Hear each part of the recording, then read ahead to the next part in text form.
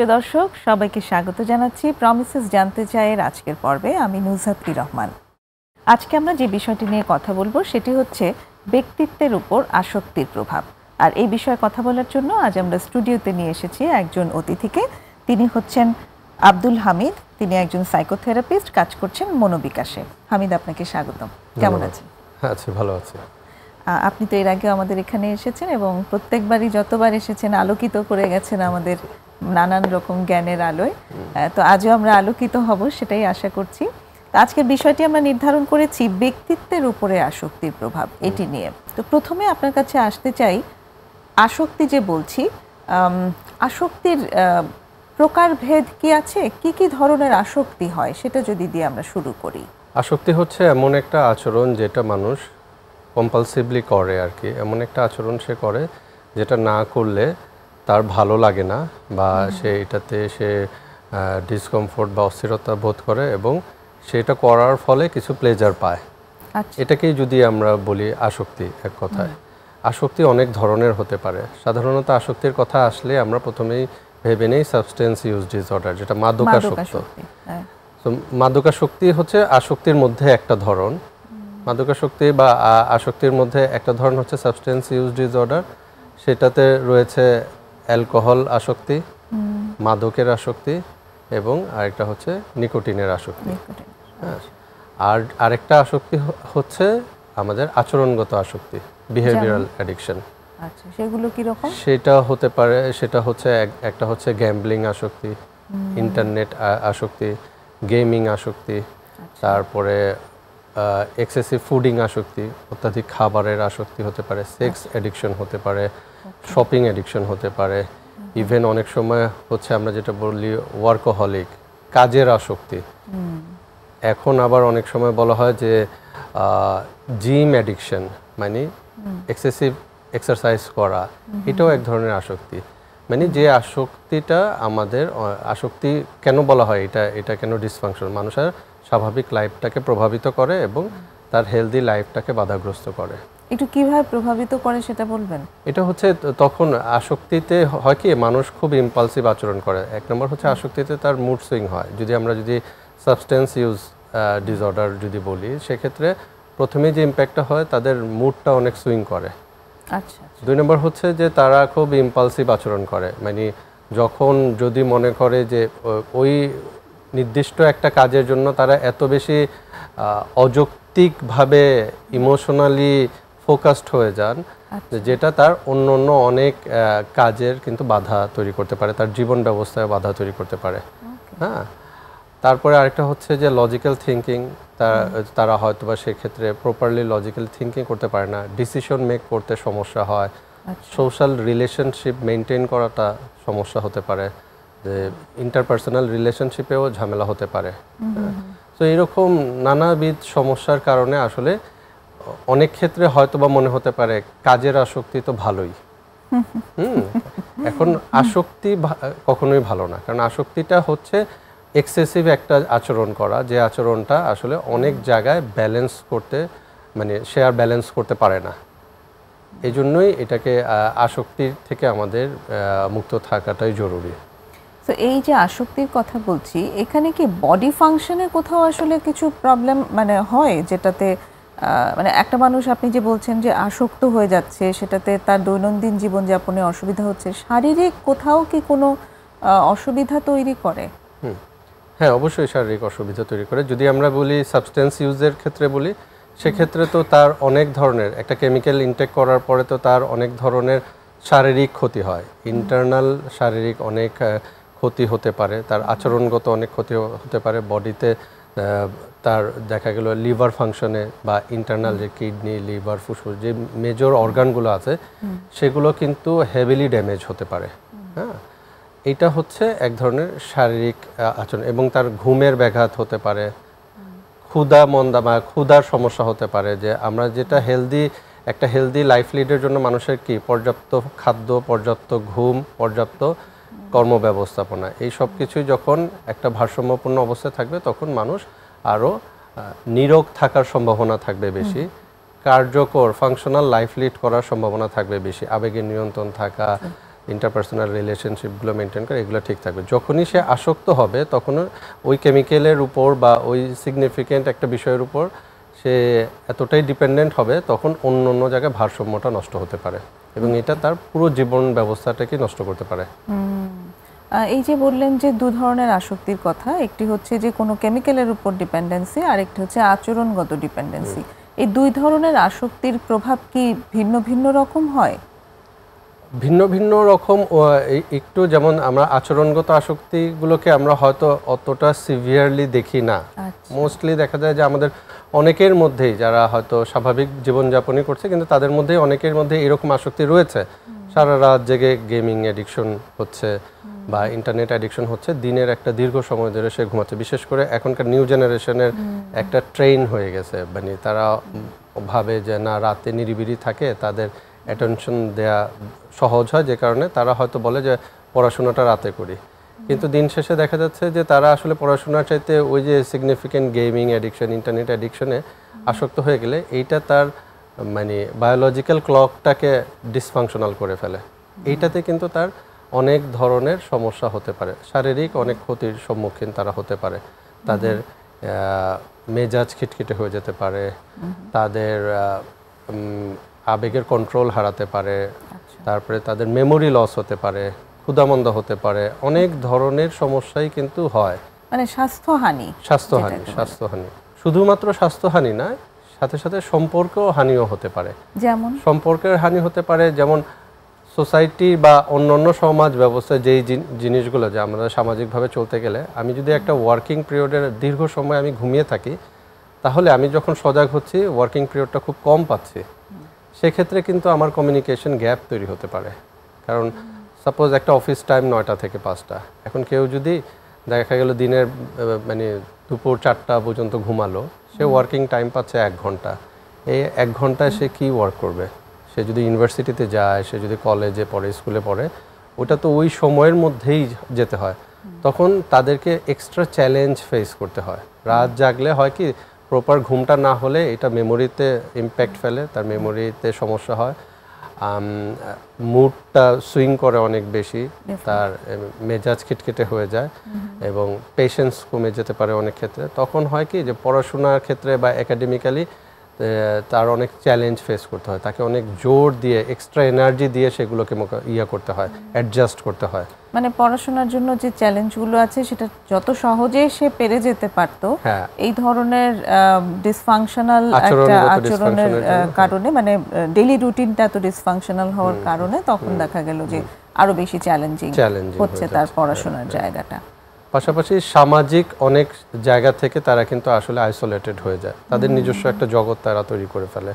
তখন তারা সামাজিক অনেক কার্যক্রমকে অ্যাভয়েড করে চলে। তারা মনে করে যে আচ্ছা ঠিক আছে, আমার সাথে যাচ্ছে না, বা টাইম ম্যাচ করছে না, ওই টাইমের সাথে সে প্রপারলি অ্যাডজাস্ট করতে পারছে না, এরকম নানাবিধ সমস্যা কিন্তু দেখা যায়। সেই ক্ষেত্রে দেখা যায় যে তার সাথে, মানে তার মতোই যাদের রুটিন, তার মতোই যাদের পছন্দ, তাদের সঙ্গেই তাদের একটা নেটওয়ার্কিং তৈরি হয় এবং তারা মোস্টলি, যদি আচরণগত জায়গাগুলো বলে, দেখা যাচ্ছে যে তারা হয়তো ভার্চুয়াল কমিউনিকেশনেই অভ্যস্ত হচ্ছে, ফিজিক্যাল জায়গা থেকে তারা আর সেভাবে হচ্ছে না। আর যদি কেমিক্যাল আসক্তির কথা বলি, সেক্ষেত্রে তো হচ্ছে যে তাদের নিজস্ব একটা নেটওয়ার্ক থাকে, সেই নেটওয়ার্কের সাথে তারা ব্যাড কোম্পানি, যেটাকে আমরা বলি, এই ব্যাড কোম্পানির সাথে, যেটা which is very harmful, so এই কোম্পানি তাদেরকে অনেক সময় ট্রিগার করে। সে নিজে যদি বের হতেও চায়, অনেক ক্ষেত্রে এই ব্যাড কোম্পানির কারণে তারা বের হতে পারে না, একটা কমফোর্ট জোন তৈরি করে ফেলে। তাদের সঙ্গে একটা কমফোর্ট জোন, ইউজিং এর ক্ষেত্রেও তারা মানে ওই জায়গাটাতে গেলে পাবো, ওই একটা নিশ্চয়তা আছে, এবং তাদের সঙ্গে তখন মতের মিল, মনের মিল, সেটাও অনেক। এবং অনেক সময় হয় যে গ্যাং কালচার, যেটা মানে ওই যে গ্যাং অ্যাক্টিভিটি অনেক সময় হয়, যেমন দেখা গেল যে ইভেন হয়তো বা সিগনিফিকেন্ট XYZ, তারা হয়তো বা সেই ধরনের মানসিকতা পোষণ করে না, কিন্তু গ্রুপের ইনফ্লুয়েন্সে অনেক ধরনের ক্রাইমের সাথে ইনভলভ হয়ে যায়, যেটা হয়তো বা ইন্ডিভিজুয়াল ব্যক্তি হিসেবে তার করার কথা না, বাট গ্যাংয়ের কারণে, ওই গ্রুপের কারণে হয়তো অনেক ধরনের এই ধরনের দুর্ঘটনা বা অনাকাঙ্ক্ষিত কাজের সাথেও সম্পৃক্ত হয়ে যায়। এই সবই প্রভাব। একটা ছোট বিরতি নেওয়ার সময় হয়ে এলো, এসে তারপর কথা হচ্ছে। দর্শক, আমরা একটা বিরতি নিচ্ছি, সঙ্গেই থাকুন।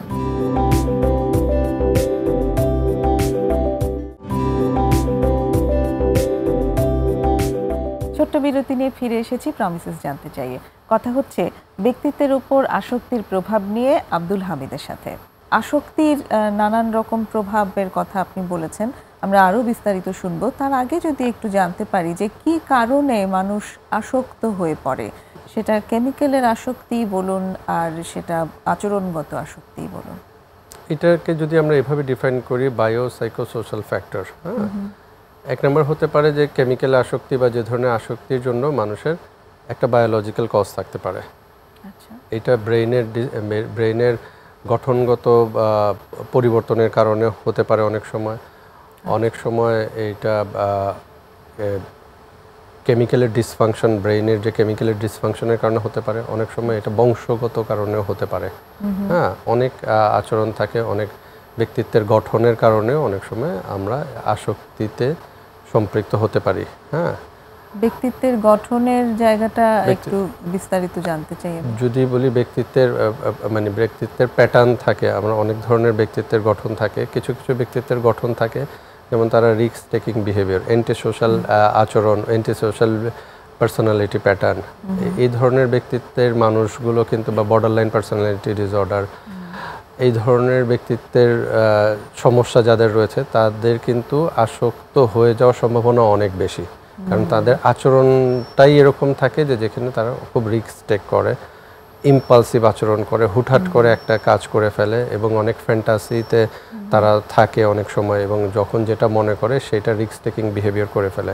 সেটা অ্যাডিকটিভ পার্সোনালিটি বলে একটা টার্ম, সেটাও আছে, সেটাও সম্পর্কে যদি একটু আমাদের অ্যাডিকটিভ জি পার্সোনালিটি টার্ম। হ্যাঁ, সেক্ষেত্রে ওই যে তারা যে এই ধরনের ব্যক্তিত্বের জায়গা থেকেই তারা ব্যক্তিত্বের যে প্রবলেমগুলো থাকে, পার্সোনালিটি ডিসঅর্ডারের, প্রত্যেকটা পার্সোনালিটি ডিসঅর্ডারেরই কিন্তু খুব হাই রিস্ক থাকে তারা আসক্তিতে সম্পৃক্ত হয়ে যাবে।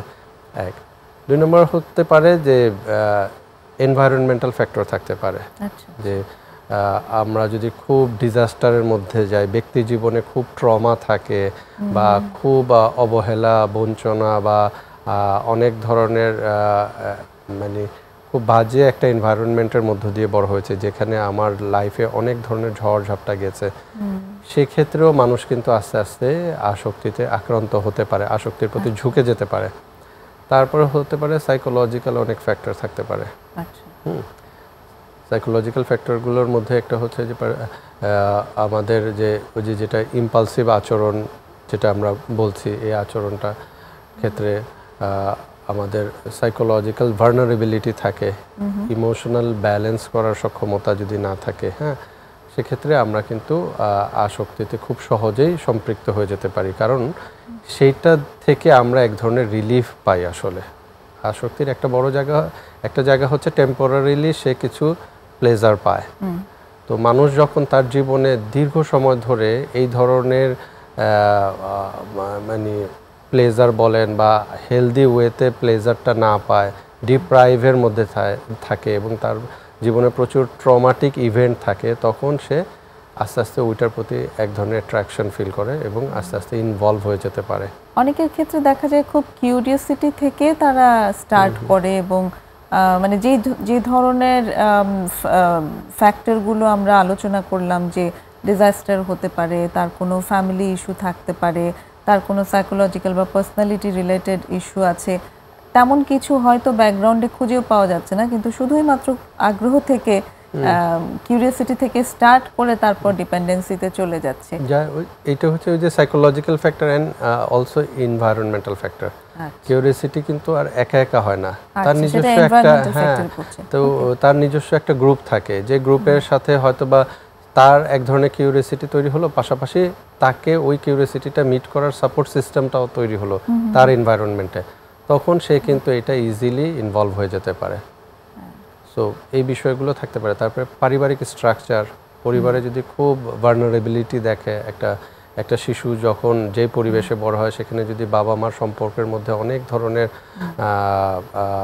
খারাপ আচরণ দেখে, এগুলো দেখে বড় হয়, তার মধ্যে এক ধরনের ইনসিকিউর অ্যাটাচমেন্ট তৈরি হয়। সে সিকিউরড ফিল করতে পারে না, তখন অনেক সময় এই ধরনের চ্যালেঞ্জিং বিহেভিয়ারগুলো সে মধ্যে ইনভলভ হয়ে যায়। ইনসিকিউর অ্যাটাচমেন্ট থেকে যে অ্যাংজাইটিটা ক্রিয়েট হয় সেটা থেকে রিলিফ পাওয়ার জন্য অনেক সময় রিলিফ পাওয়ার জন্য, হ্যাঁ, টেম্পোরারি রিলিফ পাওয়ার জন্য অনেক সময় সে এই অবসেসিভ আচরণগুলো করে। অবসেসিভ বলতে আমি যদি বলি সাবস্টেন্স ইউজ তো এক ধরনের, তারপরে যেটা বললাম বিহেভিয়ারাল অ্যাডিকশন, সেক্ষেত্রেও কিন্তু দেখা গেল যে মানে অ্যালকোহল বা যে বিহেভিয়ারাল অ্যাডিকশনে যে ইন্টারনেট অ্যাডিকশন বলেন, গেমিং অ্যাডিকশন, সে উইথড্র করে তার সিস্টেম থেকে, যেখানে সে থাকছে সেই জায়গাতে সে কানেক্টেড ফিল করতে পারে না, সে অন্য একটা ভার্চুয়াল জগতে কানেক্টেড ফিল করে এবং সেই জায়গায় সে ইনভলভ হয়ে যায়। পাশাপাশি যেমন এই যে ওভার ইটিং, এটাকেও অ্যাডিকশন বলা হচ্ছে কেন? কারণ মানুষ এটাকে যদি আমরা একটু সাইকো অ্যানালাইসিস করি, দেখা যাচ্ছে চাইল্ডহুডে তার কোনো অ্যাবিউজ বা ট্রমা অনেক কিছু থাকতে পারে, যেটার কারণে সে কিন্তু একটা রিপিটেডলি এই আচরণগুলো করতে পারে এবং ওই ডিপ্রেশন থেকে হতে পারে, অ্যাংজাইটি থেকে হতে পারে। এবং আপনার মতে যে কোনোটাই যে আচরণ যেটাই হচ্ছে এক্সেসিভ হচ্ছে এবং তার স্বাভাবিক জীবনকে ব্যাহত করছে, সেটি আসলে আসক্তি। ওকে, তো এই যে আসক্তির প্রভাব সম্পর্কে আমরা শুনলাম, আরও একটু আমি আসলে ডিটেইলে জানতে চাই। এই যে ব্যক্তিত্বের উপরে যে ধরনের প্রভাব পড়ছে, আমরা ব্যক্তিত্বের উপরে প্রভাব নিয়ে আসলে কথা বলতে চাইছি আজকে। আপনি তো দু ধরনের আসক্তির কথা বলেছেন। এই কেমিক্যাল অ্যাডিকশনের মাধ্যমে একজনের পার্সোনালিটির উপর এক্স্যাক্টলি কি ধরনের প্রভাব পড়তে পারে?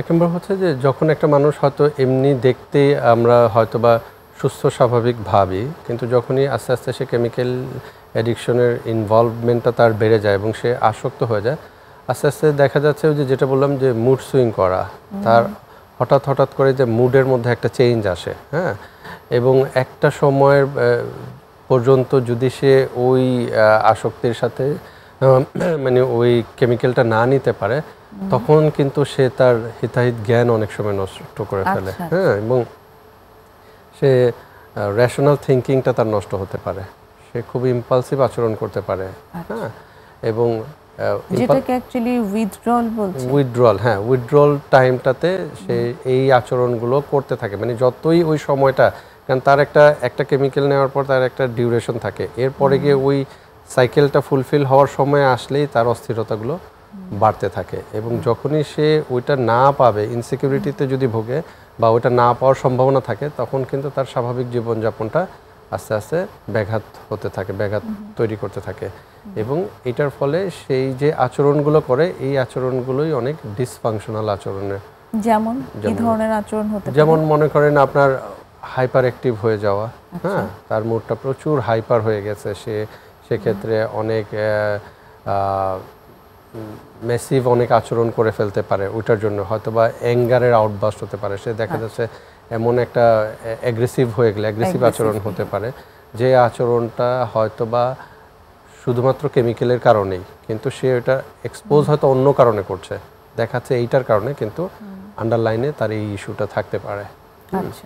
তারপরে হতে পারে সে ডিসিশন মেকিংয়ে রং ডিসিশন নিতে পারে অনেক, হ্যাঁ, লজিক্যালি সে থিঙ্ক করার ক্যাপাসিটি নষ্ট হয়ে যেতে পারে, তার মেমোরি নষ্ট হতে পারে, হ্যাঁ, তার কাজের গুণগত মান কমে যেতে পারে, তার প্রোডাক্টিভিটি কমে যেতে পারে, তার সেক্সুয়াল লাইফ হ্যাম্পার হতে পারে, তার ইন্টারপার্সোনাল রিলেশনশিপে মানে সে একটা জিনিস হতে পারে যে ট্রাস্ট ইস্যু হতে পারে, সে অনেক এই মানুষগুলোর ক্ষেত্রে দেখা যায় যে অনেক ক্ষেত্রে মিথ্যা কথা বলা বা প্রতারণার আশ্রয় নেওয়া, এই আচরণগুলো তাদের কাছ থেকে চলে আসে এবং তখন হয় কি, এই আচরণগুলো কাছের যারা মানুষ থাকে তার সাথে কানেক্টেড ইনভলভ থাকে, তারা প্রথম দিকে বুঝতে পারে না, কিন্তু পরবর্তীতে দেখা যাচ্ছে এটা এক ধরনের প্যাটার্ন হয়ে যাচ্ছে এবং সেটার কারণে কিন্তু পরবর্তীতে তার ফ্যামিলি লাইফটার মধ্যে অনেক ধরনের ডিজাস্টার তৈরি হতে পারে, রিলেশনশিপে অনেক ধরনের ডিজাস্টার তৈরি হতে পারে, ইভেন সোশ্যাল লাইফেও অনেক অগ্রহণযোগ্যতা তৈরি হতে পারে, মানুষ আর আগের মতো গ্রহণ করতে পারে না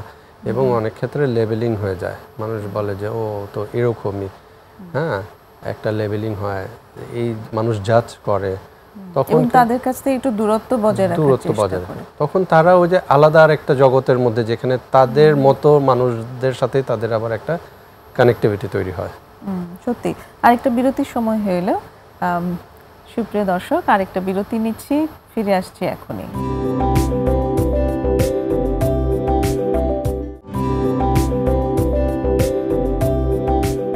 দেখছেন প্রমিসেস জানতে চাই, কথা হচ্ছে আব্দুল হামিদের সাথে ব্যক্তিত্বের উপর আসক্তির প্রভাব নিয়ে। একজন মানুষ যিনি আসক্ত হয়ে যাচ্ছেন এবং আপনার বক্তব্য অনুযায়ী সেটা মাদকেরই আসক্তি হোক আর আচরণগত আসক্তি হোক, ইম্প্যাক্টগুলো প্রভাবগুলো আসলে মোরাললেস সেমই হয়। দুই ধরনের আসক্তিতেই একই ধরনের মানে ডিপেন্ডেন্সি থাকে এবং সেখান থেকে যখন সেটা ব্যবহার করতে না পারছে তখন ভেতরে একটা অস্থিরতা তৈরি হয়, যেটাকে বলা হচ্ছে উইথড্রল, এবং সেটা পাওয়ার জন্য সে নানান রকম আচরণ তখন করে, কখনো এগ্রেসিভ আচরণ করছে, কখনো মিথ্যা কথার আশ্রয় নিচ্ছে, কখনো প্রতারণার আশ্রয় নিচ্ছে। এই জায়গাগুলো তার আচরণের ভেতরে চলে আসে। তো এই জায়গাটিতে সম্পর্কের উপরে একটা বড় প্রভাব পড়ে আপনি বলেছেন। এখানটা আরেকটু জানতে চাই, আমরা যেখানে শেষ করেছিলাম যে তার কাছ থেকে মানুষজন, তার আশপাশের মানুষজন একটা দূরত্ব বজায় রাখে। এই ব্যাপারগুলো আসলে কেমন? মানে সেই মানুষটি যার সাথে দূরত্ব বজায় রাখছে তার জন্যই বা কেমন, আর যারা তার কাছ থেকে দূরত্ব বজায় রাখছে তাদের জন্য বিষয়গুলো কেমন? এটার প্রথমে জিনিসটা হচ্ছে যে আসলে মানুষ আর তাকে ট্রাস্ট করতে পারে না। আর সেই যে আচরণটা করে সেই আচরণটা আসলে সে তার ওই ডিমান্ডটা ফুলফিল করার জন্য করে, এবং এই সময় সে অনেক ক্ষেত্রে হয় কি ফলস হোপ দিয়ে দেয়। আমরা যদি দেখি যে একজন ইন্টিমেট পার্টনারের ক্ষেত্রে যদি দেখি, হ্যাঁ, লাইফ পার্টনারের ক্ষেত্রে সে অনেক কিছু, ওই যেটা বললাম যে চ্যালেঞ্জ মোকাবেলা করার ক্যাপাসিটি তাদের কমে যায়, লজিক্যাল রেশনাল থিঙ্কিং করার ক্যাপাসিটি কমে যায়, এবং তারা অনেক সময় ফ্যান্টাসিতে ওই জায়গাগুলোকে মিট করার চেষ্টা করে। ফর এক্সাম্পল দেখা গেল যে একজন হাজব্যান্ড ওয়াইফের মধ্যে যদি হাজব্যান্ডটা অ্যাডিক্টেড হয়ে যায়, সে যদি ওয়াইফের কোনো ডিমান্ড থাকে সে এমনভাবে বলবে, এমনভাবে একটা ফলস হোপ দিবে যে যেটা মনে হবে এটা কোনো ব্যাপারই না, এটা আমি চাইলে এমনি মিট করে ফেলতে পারি। তো এই ফলস হোপটাতে পার্টনার প্রথম দিকে কিন্তু বিশ্বাস করে যে না, তাকে তো আমি দেখে এসেছি, সে ভালো, তার ক্যাপাসিটি রয়েছে, কিন্তু পরবর্তীতে কিন্তু আসলে সেই ফলস হোপটা কেন দিচ্ছে, কারণ তার রেশনাল থিঙ্কিংটা লোপ পেয়েছে, সে ওইভাবে রেশনালিতে ওই জায়গাটা মিট করার ক্যাপাসিটিটা তার নষ্ট হয়ে গেছে। তখন হয় এক ধরনের মিসট্রাস্টের তৈরি হয়, এবং এই মিসট্রাস্টগুলো দিনের পর দিন গিয়ে এমন একটা জায়গায় চলে আসে, টার্মিনেট পর্যায়ে চলে আসে, এমন একটা জায়গায় চলে আসে, তখন সে কিন্তু আসলে ওই যে আইসোলেটেড হয়ে যাওয়া, সে আসলে তার পরিবারও হারাচ্ছে, সম্পর্কগুলো হারাচ্ছে, বাবা মাও বিশ্বাস করে না, ভাই বন্ধু কেউ বিশ্বাস করতে পারে না। প্রথম জায়গায় যেটা হয় যে সে বিশ্বাসটা নষ্ট হয়ে যায়, বিশ্বাস হারিয়ে, এবং সে কিন্তু বিশ্বাস করতে চায়, কিন্তু ওই অ্যাডিকটিভ আচরণটার কারণে সে যে আচরণগুলো করে এইটার ফলে বিশ্বাসের সেতুটা ভেঙে যায়। ফলে হয় কি তাদের মধ্যে এক ধরনের অনিশ্চয়তা তৈরি হয়। এই অনিশ্চয়তা থেকেই তারা হয়তো আরও মানে প্রত্যেকটা মানুষ তো নিজের জীবনের একটা নিশ্চয়তা চায়, নিশ্চয়তা, তখন তারা হচ্ছে তাদের আবার সার্কেলকে সে বেছে নেয়। অ্যাটলিস্ট তার ওই কেমিক্যাল ডিপেন্ডেন্সি যাদের মধ্যে রয়েছে ওরা যদি থাকে, ওরা অ্যাটলিস্ট তাকে ব্যাকআপ দিতে পারবে, সহযোগিতা করতে পারবে। এক নম্বর, সামাজিকভাবেও বিচ্ছিন্ন হয়ে যায়, ফাইন্যান্সিয়ালি অর্থনৈতিকভাবে তারা একেবারেই ম্যাসিভ ডিজাস্টারের মধ্যে পড়ে যায়, কারণ এই আসক্তির কারণে। এবং পাশাপাশি কিছু জায়গা হচ্ছে যেমন আরও বায়োলজিক্যাল কিছু ইম্প্যাক্ট, মানে যদি আমরা বলি যে সন্তান জন্মদান করার ক্ষেত্রে, এইগুলো ক্ষেত্রেও কিন্তু অনেক ধরনের ডিসফাংশন দেখা দিতে পারে। সো সার্বিকভাবেই আসক্তিটা আসলে, বিশেষ করে কেমিক্যাল আসক্তি, এই ক্ষেত্রে কেমিক্যাল আসক্তিটা একটা খুবই নেগেটিভ ইম্প্যাক্ট ফেলতে পারে মানব জীবনে। অ্যাট দ্য সেম টাইম যদি এই যে মায়ের যে মানসিক স্বাস্থ্য এবং শারীরিক স্বাস্থ্য, সেটা যেমন খুব ডাইরেক্টলি ইম্প্যাক্ট রাখে সন্তানের উপর, তো মায়ের যদি কোনো না কোনো আসক্তি থাকে সেই জায়গাটা অনেক রিস্ক নিয়ে আসতে পারে। অবশ্যই অবশ্যই অবশ্যই, সেক্ষেত্রে তো খুবই হাই রিস্ক থাকে। মা এবং বাবা যে কারো একজন বা দুজনেরই যদি এরকম আসক্তিজনিত ঝামেলা থাকে, সেক্ষেত্রে একটা সুস্থ বাচ্চা জন্মদানের ক্ষেত্রে খুবই চ্যালেঞ্জ হতে পারে। এবং জন্মদান প্রক্রিয়াটা তো অনেক একটা মোটামুটি একটা দীর্ঘমেয়াদী প্রক্রিয়া, যে জন্মদানের পরেও আরও অনেকগুলো স্টেপ থাকে, ব্রেস্ট ফিডিং থেকে নিয়ে অনেকগুলো ধারণা। সেক্ষেত্রে একটা সুস্থ বাচ্চা ভূমিষ্ঠ করার ক্ষেত্রে কিন্তু এটা একটা খুবই নেগেটিভ ইম্প্যাক্ট ফেলতে পারে। অনেকেই মনে করেন যে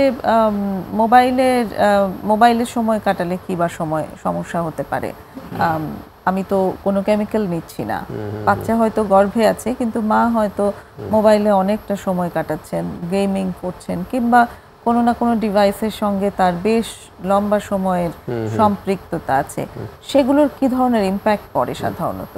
সেগুলোরও যদি দেখা যাচ্ছে যে ব্রেইনের কেমিক্যালের চেঞ্জটা কিন্তু অলমোস্ট একই রকম দেখা যাচ্ছে। হ্যাঁ, এটা একদম গবেষণালব্ধ ফাইন্ডিংসই হচ্ছে যে আমরা কেমিক্যাল অ্যাডিকশনে যেরকম ব্রেইনের চেঞ্জ আসে, মোবাইল বা গ্যাজেট অ্যাডিকশনেও কিন্তু একই রকম, অলমোস্ট একই রকম ব্রেইনের চেঞ্জগুলো আসে।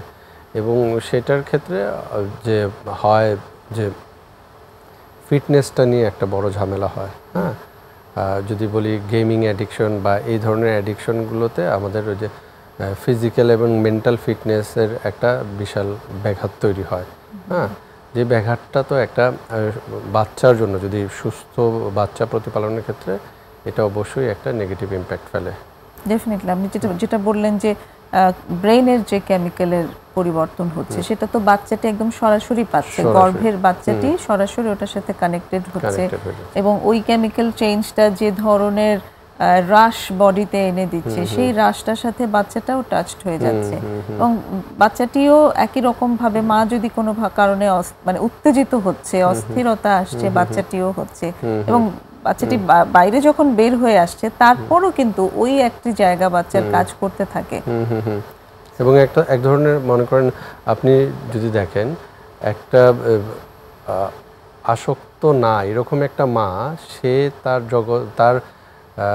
কল্পনার জগতে সে বাচ্চাটাকে যতটা ওন করবে, হ্যাঁ, সে নিজের কেয়ার করা, বাচ্চাকে নিয়ে সে স্বপ্ন দেখা, টাচ করা, অনেক জায়গায় সে যেটা ইমোশনাল কানেকশন তৈরি করবে, আরেকটা মা যদি সে উইথড্র করে, এটার সাথে কানেক্টেড না, জাস্ট এটা একটা বায়োলজিক্যাল ফাংশন, এখানে আমার ইমোশনাল অ্যাটাচমেন্ট নাই, তাহলে সেই বাচ্চাটার অ্যাকসেপ্টেন্সের জায়গাটা যদি বলি, হ্যাঁ, বা মায়ের ইমোশনাল ডেপথনেসের জায়গাটা, কানেক্টিভিটির জায়গাটা হয়তো একরকম হবে না।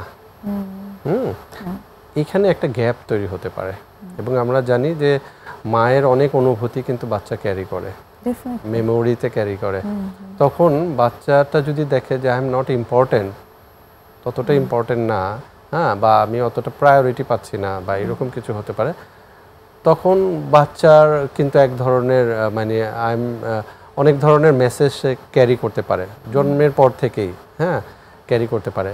তার মানে এই না যে কোনো প্রেগনেন্ট মা তার, কারণ প্রেগনেন্সি পিরিয়ডটাও অনেক চ্যালেঞ্জিং পিরিয়ড, এই সময় অনেক কষ্টে যায়, দিনের পর দিন বা রাতের পর রাত ঘুম হয় না, অনেক অস্থিরতার মধ্যে যায়। ওই সময়ে মানুষ কিছু মোবাইল বা গ্যাজেটের মধ্য দিয়ে তার কষ্টের সময়গুলোকে পার করেন, উইচ ইজ ওকে। হ্যাঁ, কিন্তু আমরা এখানে বলছি অ্যাডিকশনের বিষয়টা। অ্যাডিকশনটা হচ্ছে এমন একটা মাত্রায় চলে যাওয়া, এমন একটা বাউন্ডারি ক্রস করা যে যেখানে তার আর ভারসাম্যটা রক্ষা হচ্ছে না। হ্যাঁ, সেই রকম একটা অবস্থায় কেমিক্যালের একটা নেগেটিভ ইম্প্যাক্ট বাচ্চার মধ্যেও পড়তে পারে। এক্স্যাক্টলি, এবং বাচ্চাটির এমন হওয়াও সম্ভব যে সে নিজে ভবিষ্যতে কোনো না কোনো কিছুতে অ্যাডিক্টেড হয়ে যাচ্ছে খুব সহজেই। হতে পারে আরো অনেক ধরনের সমস্যা হতে পারে, তার গ্রোথের সমস্যা হতে পারে, প্রপারলি সে বিকশিত নাও হতে পারে, তার ব্রেন ডেভেলপমেন্টের সমস্যা হতে পারে। একটা কেমিক্যাল অ্যাডিক্টেড যদি প্যারেন্টস থাকে, তাদের কোথায় সমস্যা হয়, জন্মগ্রহণ করলো কিন্তু দেখা গেল একটা সময় গিয়ে তার ইন্টালেকচুয়াল ডিসেবিলিটি তৈরি হলো, হাইপার অ্যাক্টিভিটি তৈরি হলো, বা আরও অন্য অন্য অনেক ব্রেন ফাংশনের সমস্যা হতে পারে, সেই জায়গাতেও সমস্যা হতে পারে। সত্যিকার অর্থে মানে রিস্ক ভীষণভাবে আছে, শুধু নিজের রিস্ক আছে তা না, ভবিষ্যৎ প্রজন্মের উপরেও একটা বড় ঝুঁকি নিয়ে আসছি আমরা যখন আমরা কোনো না কোনো কিছুতে আসক্ত হয়ে যাচ্ছি। তো এর থেকে আসলে মুক্তির উপায় কি? মুক্তির উপায়, প্রথমত উপায়টা হচ্ছে আমাকে চাইতে হবে, বুঝতে হবে, অ্যাওয়ারনেস। যদি একদম ফান্ডামেন্টাল জায়গাটা যেটা বুঝতে পারি যে আসক্তিটা আসলে আমার জীবনে কি গুণগত মান পরিবর্তন করছে, এইটা আগে বুঝতে, আর আসক্তিতে না থাকলে কিভাবে আমার জীবনটা গুণগতভাবে পরিবর্তন হতে পারে। হ্যাঁ, কারণ এগুলো তো আমরা আসলে অভ্যস্ত হয়ে যাই, আমরা সেই জায়গা থেকে আইডেন্টিফাই করতে পারি না। কিন্তু আমি যদি দেখি যে আমি যদি আজকে আসক্ত থাকি, এটা কন্টিনিউ করি, আগামী 5 বছরে আমি কোথায় যেতে পারি, আমার শারীরিক, মানসিক, সামাজিক, অর্থনৈতিক অবস্থাটা কোথায় যেতে পারে, এইখান থেকে যদি বের হই, আগামী 5 বছরে আমি কোথায় যাওয়ার সম্ভাবনা রয়েছে। যখন এই গোলটা সেট হয়ে যাবে তখন কিন্তু মানুষ আকর্ষণ ফিল করবে যে না আমি এটা কষ্ট হলেও এটা করি, কারণ এইখানে একটা সিগনিফিকেন্টলি আমার সিকিউরিটি এস্টাবলিশমেন্ট হতে পারে, হ্যাঁ, যেখানে আমি পারি। এটা হচ্ছে প্রথম চাওয়া।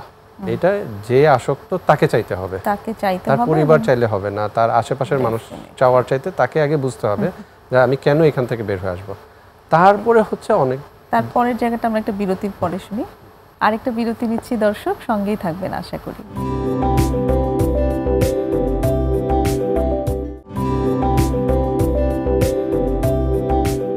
চলছে প্রমিসেস জানতে চাই। আপনারা দেখছেন ব্যক্তিত্বের উপর আসক্তির প্রভাব নিয়ে আলোচনা আব্দুল হামিদের সাথে। আমরা আসক্তি থেকে মুক্তির উপায় নিয়ে আলোচনা করছিলাম এবং আপনি বলছিলেন যে প্রথমেই দরকার হচ্ছে যিনি আসক্ত তার নিজের এটা চাইতে হবে যে আসলে আসক্তি থেকে তিনি মুক্তি চান, এবং আপনি গোল সেট করার কথা বলছিলেন যে আসক্ত থাকা অবস্থায় তিনি কি কি হারাচ্ছেন এবং আসক্ত না থাকলে উনি ভবিষ্যতে কি কি পেতে পারেন, জীবনটা কেমন হতে পারে, ওই জায়গাটা থেকে আসলে ঠিক করে নেওয়া যে আমি আসলে আসক্তিতে থাকবো কি থাকবো না। এরপর আচ্ছা, তারপর হতে পারে যে এটার জন্য আমার কে কে আমাকে সহযোগিতা করতে পারে। আচ্ছা, এখানে সহযোগিতা চাওয়াটা মোটেই লজ্জার কোনো বিষয় না, বরঞ্চ এইটা ইন্ডিকেট করে যে আপনি আসলেই গোল সেট করেছেন। আচ্ছা, আপনি সহযোগিতা চাইবেন না কিন্তু আপনি ভাবছেন আপনি গোল সেট করেছেন, এটা কিন্তু একটু চ্যালেঞ্জিং। হ্যাঁ, সো আপনি যখন এই জড়তাগুলোকে ভেঙে আপনি সহযোগিতার জায়গায় আসবেন, সহযোগিতায় আবার অনেক ধরনের scientific tools, technique, method, way রয়েছে যেখান থেকে আপনি আসলেই বের হয়ে আসতে পারেন।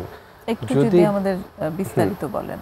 যদি বলি যে কেমিক্যাল আসক্তির ক্ষেত্রে এখানে এক ধরনের ডিপেন্ডেন্সি তৈরি হয়, সেক্ষেত্রে আপনার মেন্টাল হেলথ এক্সপার্ট কারোর না কারোর সাথে আপনার পরামর্শ করা দরকার হলে প্রথমেই যে তাকে কোনো একটা রিহ্যাব সেন্টারে গিয়ে করতে হবে বিষয়টা তা না। প্রথমে নিজেও যদি মনে হয় মাত্রা কীরকম, আপনার ক্যাপাসিটি, আপনার সারাউন্ডিং সিস্টেমটা কীরকম, এটার উপর বেস করে আপনি নিজে কিছু গাইডলাইন নিয়েও চেষ্টা করতে পারেন প্রাথমিকভাবে।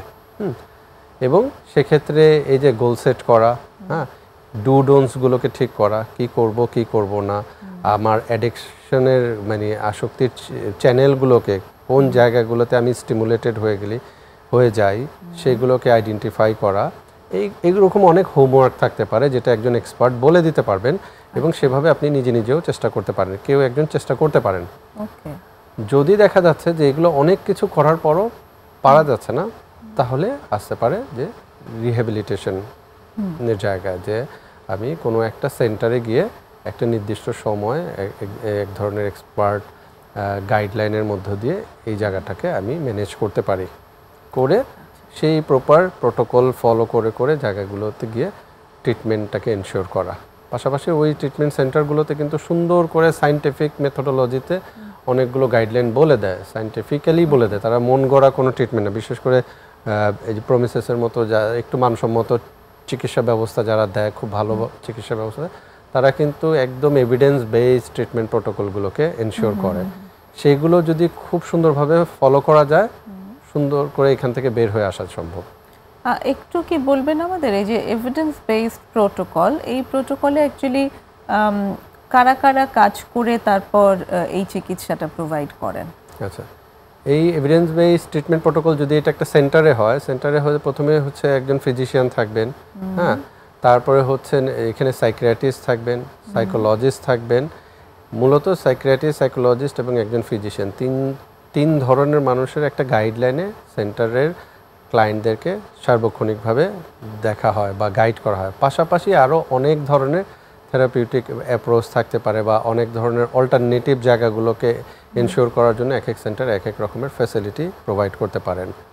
পাশাপাশি যারা এই জায়গা থেকে মনে করেন দীর্ঘদিন মাদকাসক্ত থাকার পর তারা তাদের লাইফে বের হয়ে এসেছেন, এই ধরনের কিছু এক্সপার্ট গাইডলাইনও সহযোগী হিসাবে কাজ করেন একটা টিমের মধ্যে। অ্যাডিকশন প্রফেশনাল হিসেবে তারা থাকেন। তো এই টিমের মধ্যে তারা কাজ করেন। অ্যাডিকশন প্রফেশনের জন্য আলাদাই অ্যাডিকশন গাইডেড কিছু সাইকিয়াট্রিস্টরাও অনেক রয়েছেন, সাইকোলজিস্টরাও রয়েছেন যারা শুধুমাত্র অ্যাডিকশন গাইডলাইনের উপরই অনেক ধরনের ট্রেনিং নিয়ে এক্সপার্ট হয়েছেন। সেই গাইডলাইনগুলো ফলো করলে সুন্দর করে বের হয়ে আসা সম্ভব। এবং এটার বাইরেও কিন্তু অনেক ধরনের নেটওয়ার্কিং থাকে, সোশ্যাল নেটওয়ার্কিং এর মধ্যে, যেমন এনএ গ্রুপ, এই গ্রুপ, এরকম গ্রুপগুলো কি করে যে সেন্টারে না থাকলেও কানেকশনের মধ্যে থাকা, কানেক্টিভিটির মধ্যে থাকা। আচ্ছা, এই কানেক্টিভিটির মধ্যে থাকলে কি করে মানুষটাকে এঙ্গেজ করে রাখে। আরেকটি জায়গা যদি একটু আনতে চাই, যে আপনি যেটা বললেন যে যিনি আসক্ত তাকে আসলে প্রথমে উদ্যোগী হতে হবে এবং তাকে ইচ্ছুক হতে হবে এই আসক্তি থেকে সরে আসবার জন্য। এটা যেমন আসক্তি রোগের সঙ্গে যারা আছেন তাদের অনেকের ক্ষেত্রেই দেখা যায় যে তারা অ্যাকচুয়ালি ইচ্ছুক নন আসক্তি থেকে বেরিয়ে আসবার জন্য। এই জায়গাটিতে আসলে কি করণীয়? আসলে আমার কাছে যেটা মনে হয়, আমার প্র্যাকটিসের এক্সপিরিয়েন্স থেকে, ইচ্ছুক নয় বিষয়টা চাইতে অনেক সময় হচ্ছে তারা নিজেকে বুঝতে পারে না।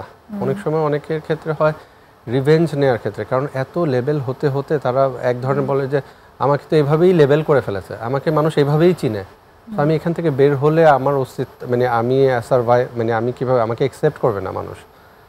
বরঞ্চ যে কারণে তারা হয় কি যে ওইটা রিপিটেডলি করে যায়, ওই হোপটা ছেড়ে দেয় যে আমি এখান থেকে বের হয়েও জীবনটাকে আমি রিস্টার্ট করতে পারি, জীবনটাকে আবার শুরু করতে পারি।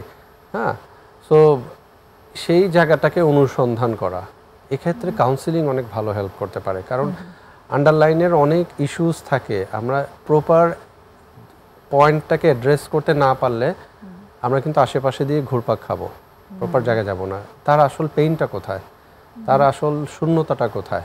হ্যাঁ, কিউরিসিটি থেকে হলেও, কিউরিসিটি থেকে মানুষ ইনভলভ হয়েছে, কিন্তু অ্যাডিক্টেড হয়ে যাওয়ার পর কেন ফিরে আসতে পারলো না, এটার পেছনে অনেক ধরনের কারণ থাকতে পারে।